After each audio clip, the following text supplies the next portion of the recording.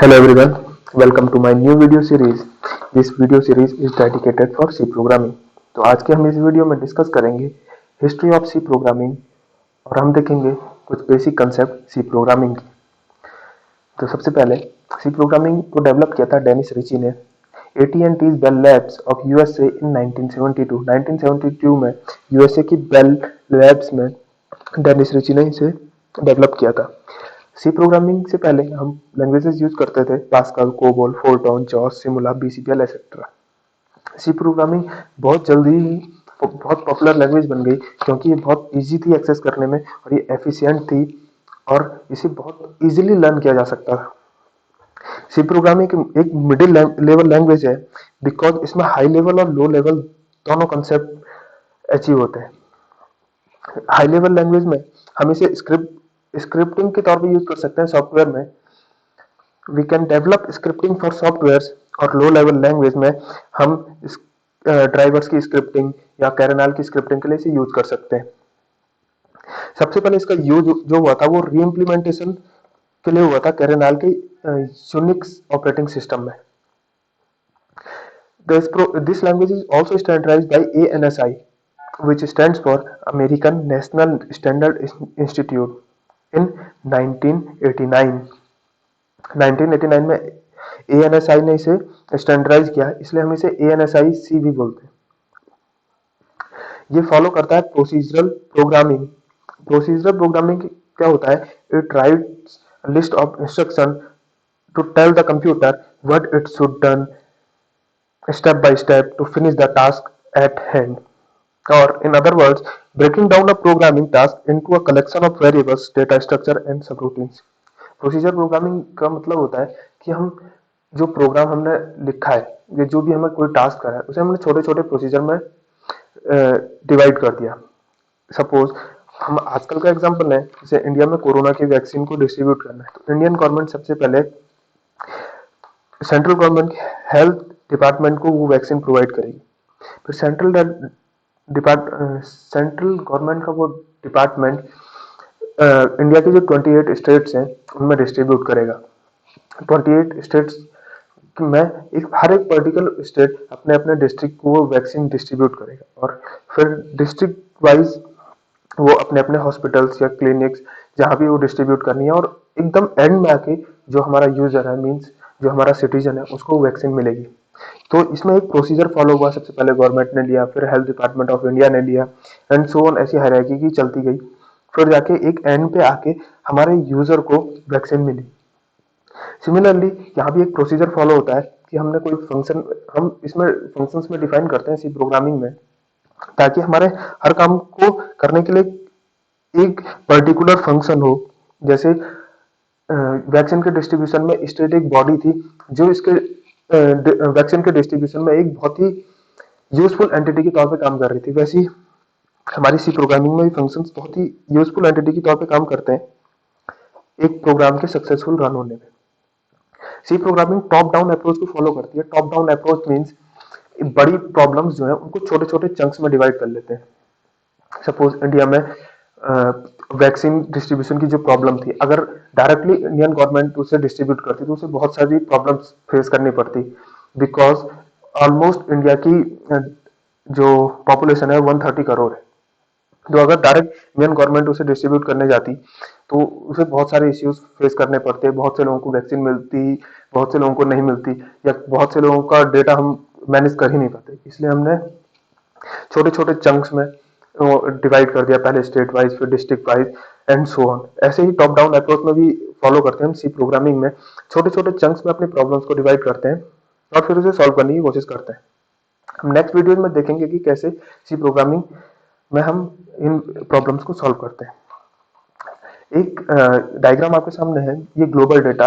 सी programming जो कि procedure oriented language है, इसमें ग्लोबल डेटा हर फंक्शन के लिए एक्सेसिबल होता है। मींस जो भी फंक्शन हमारे किसी एक प्रोग्राम में डिफाइंड होगा और हमने ग्लोबल डेटा क्या होता है, वो पूरे प्रोग्राम में कोई भी फंक्शन उसे इम्प्लीमेंट कर सकता है। तो सबसे बड़ा ड्रॉबैक जो प्रोसीजर प्रोग्रामिंग का है कि जो मेरा एक ग्लोबल डेटा है इस पे हर एक फंक्शन का अपना अपना एक्सेस है और ये एक मेमोरी में केवल सिंगल एंटिटी है और किसी भी अगर फंक्शन ने इसमें वैल्यू चेंज करी तो वो बाकी के सभी फंक्शंस में रिफ्लेक्ट करेगा, जो कि एक सबसे बड़ा ड्रॉबैक है, क्योंकि हम इसमें फिर अगर यहाँ पे एक सिंगल मतलब डेटा था और हमारे पास 3 फंक्शन थे, बट अगर किसी बड़े प्रोजेक्ट में बहुत सारे फंक्शंस हो तो हम उसे डिटरमाइन ही नहीं कर पाएंगे कि कौन से फंक्शन ने एक्चुअल में ग्लोबल डेटा में चेंज करा है।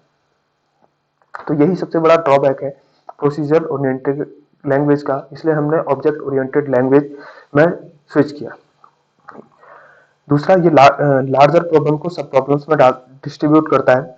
ये टॉप डाउन अप्रोच का एक डायग्राम है। अब हम बात करेंगे एग्जांपल की सी प्रोग्रामिंग के। तो ये है सी प्रोग्रामिंग का सबसे पहला कोड। इसमें एक हेडर फाइल होती है, header file hatch include stdiu.h। तो फुल फॉर्म जो होती है stdiu.h की, ये होती है स्टैंडर्ड इनपुट आउटपुट, और .h का मीन्स है हेडर फाइल। अगर हेडर फाइल हमारी पैकेज में है, जो प्री डिफाइंड हेडर फाइल होती है उन्हें हम एंगुलर ब्रैकेट से डिस्क्राइब करते हैं, और जो हेडर फाइल्स हम डिफाइन करते हैं खुद से, या जो जहां हमारा प्रोग्राम स्टोर हो रहा है सेम फोल्डर में अगर वो सेव्ड है, तो उसके लिए हम डबल कोट्स का यूज करते हैं। सपोज अगर कोई हेडर फाइल है abc.h, तो उसे एक्सेस करने का ये मेथड होगा डबल कोट्स में abc.h। हेडर फाइल्स के अंदर बहुत सारे फंक्शन रिटर्न होते हैं, जैसे stdiu.h के अंदर हमारा printf फंक्शन है, इसलिए मुझे इसे इंपोर्ट करना पड़ा। int main ये एक फंक्शन होता है जिसमें कंपाइलर सबसे पहले केवल int main को ही ढूंढता है। जब भी कंपाइलेशन स्टार्ट होता है तो सबसे पहले जो कंपाइलर होता है वो मेन फंक्शन को ढूंढता है। इंट, इसका रिटर्न टाइम इंट है। और हम ये एक बहुत अच्छी प्रैक्टिस है कि अगर हम इंट मेन का यूज करें, बहुत सारे लोग वर्ड मेन यूज करते हैं या मेन यूज करते हैं। इंट मेन का यूज हम इसलिए बहुत अच्छा माना जाता है बिकॉज अगर हम रिटर्न जीरो करें, तो रिटर्न जीरो का मतलब होता है ऑपरेटिंग सिस्टम को जब हमारा प्रोग्राम पूरा रन करता है, तो जब ये रिटर्न जीरो जो होगा वो हमारे ऑपरेटिंग सिस्टम को होगा, और ऑपरेटिंग सिस्टम को यह पता चल जाएगा कि हमारा प्रोग्राम सक्सेसफुली रन हो गया। वैसे program successfully run void main में भी होगा, बट हम ये अगर अभी से प्रैक्टिस बना के रखें कि हम रिटर्न जीरो इंट मेन ये लिखें, तो हम जब बड़े प्रोजेक्ट बनाएंगे तो उसमें हमें इजीली हम परफॉर्म कर पाएंगे कोई भी टास्क। तो ये एक फर्स्ट प्रोग्राम है हमारा सी का। ये हेडर फाइल मैं अभी हटा देता हूँ बिकॉज ये मैंने अभी डिफाइन नहीं की है। printf hello world, ये हमारा सबसे पहला प्रोग्राम है, तो इसे हम कंपाइल करते हैं।